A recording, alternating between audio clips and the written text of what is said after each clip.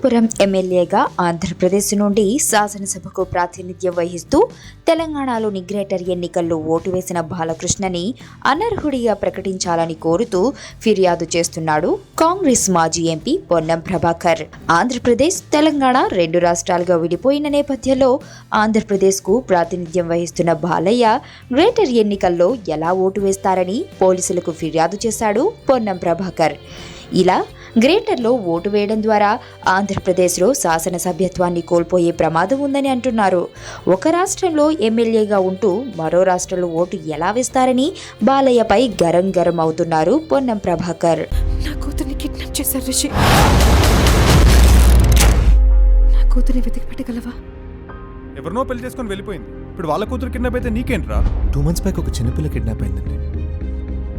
కిడ్నాపా? ఎప్పుడండి? మీరెవరు? నువ్వెవరు? ఎవరు మీరు? ఎక్కడో అమెరికా నుంచి వచ్చి